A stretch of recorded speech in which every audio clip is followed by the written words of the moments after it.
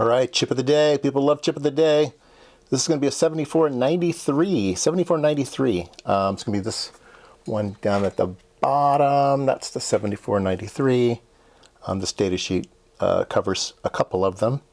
So the first thing of interest of a 7493 is where VCC is. Now, almost all TTL parts have VCC at pin 14 and ground at pin 7, but not this part. No, it's got it at pin 5 is VCC and pin 10 is ground. So yeah, watch out for those. Every once in a while you'll see one.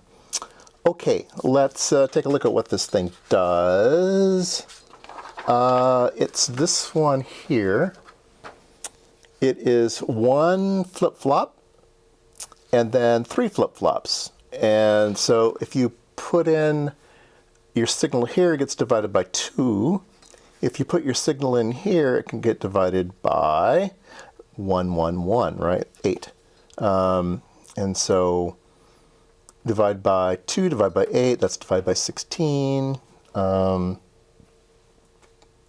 So let's hook it up. It also has a reset on these pins, and high means a low, and a low is a reset. So if these guys are floating, it will reset. All right, so let's hook something up here.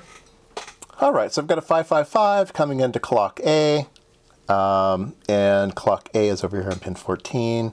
So you could hook up an oscilloscope to measure all of this, but I thought since this is a real old school part and I have old school equipment, I thought, well, why not use it, okay? So what we're going to be using today is my Logic Dart. I did a video on this before, HP Logic Dart. It's a pretty rare instrument. Turn it on here. People think that DVMs with oscilloscopes built into them is a modern thing, but this was done in the way back days, and so it has a voltmeter in it, so we can, okay, hopefully you can see that. I'll measure 5 volts, and we get to 4.88 volts, and here's ground. Okay, so the cool thing about these things are they're made for TTL logic. That's why this thing was invented, was for logic design, and so it's called a Logic Dart. And so if we put it on our 555 clock, this down here is our logic analyzer, our logic probe, right? Our logic probe. So if I put it here at 5 volts, I get a 1. If I put it at ground, I get a 0. And if it's toggling, it toggles. So you can see that we have an active clock on this pin. I'll go over here to the part, and I'll go to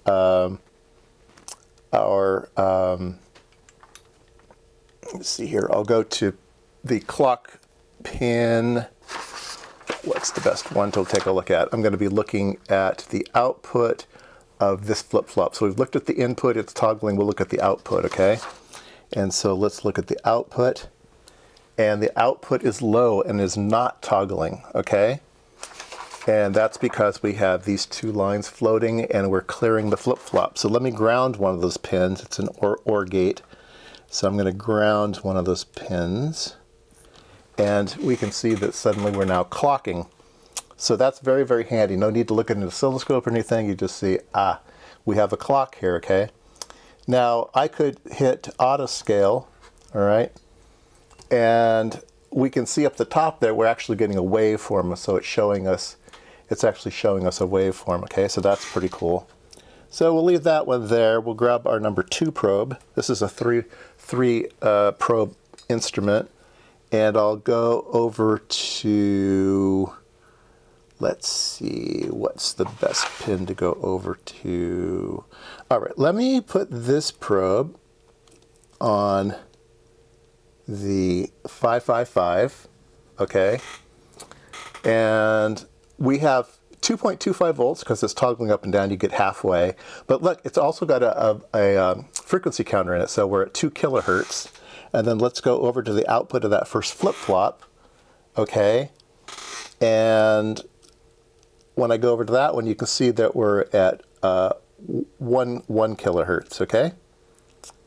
And then let's go to the next section, which is down here. We'll take a look at this clock. The A gets tied to this clock B, so it divides by 2 and then goes into here. And then we'll take a look at these. All right.